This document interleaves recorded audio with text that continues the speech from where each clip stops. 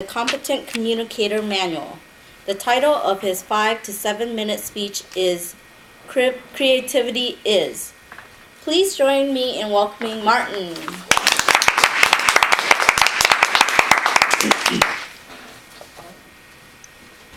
Today I'll be talking about the concept of lateralization of the brain, which sounds very complicated, but it's actually going to be fun. So, in the 18th, 19th century, this idea came about of the lateralization of the brain, where biologists who are studying the human body realized that the right side of the brain generally kind of controls the motor left part of your body, and the left side of your brain controls the motor right side of the body.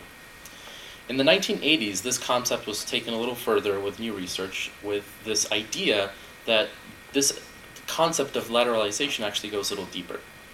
And the theory is that the right side of the brain is more of the expressive and emotional part, while the left side of the brain is more of the logical and the rational part. So in this context, how many of you guys think you're left-brained people, so you're logical and logical and rational? Raise your hand.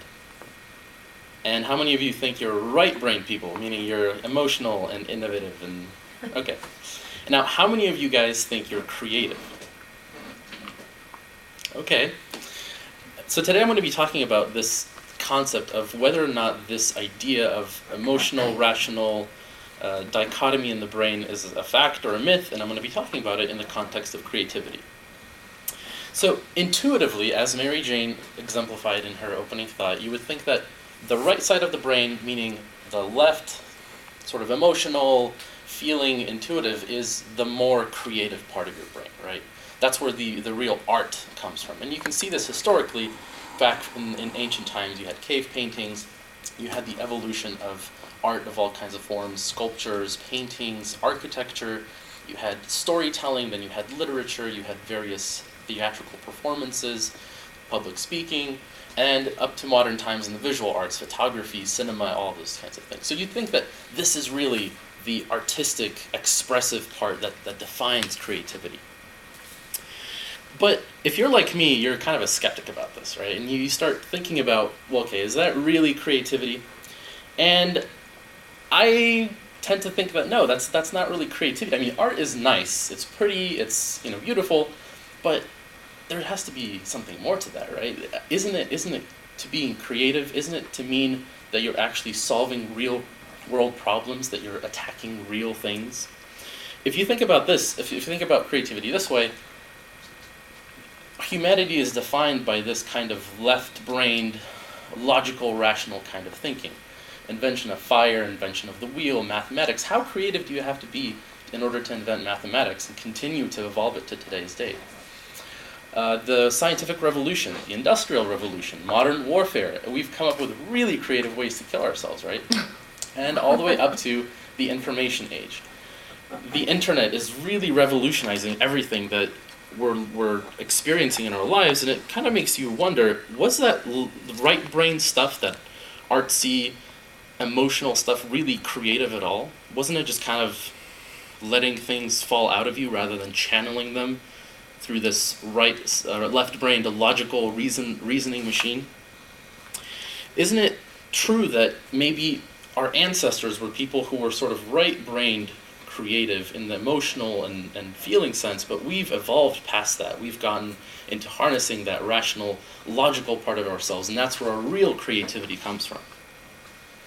You can see this in digitization of everything. The internet, especially, is making everything available to us all at once, and you start to wonder, all these stories that we're seeing, all these books that we're reading, they're kind of starting to sound very similar, right? There's sequels, there's rehashes, there's reboots. When was the last time you saw a movie that was real original? Same thing with songs, with music, with song lyrics. There should be a finite number of words that you could arrange into some sort of song that's 1 to 2 minutes or 3 to 4 minutes. So at one point we have to have reached the limit of our creativity in that artistic sense. And yet Taylor Swift just keeps coming out with those hit singles, right? So maybe it's not just one or the other. So is creativity artistic, or is it technical? Which side of the brain is creativity originating in? Is it expression? Is it discovery? Maybe creativity just is.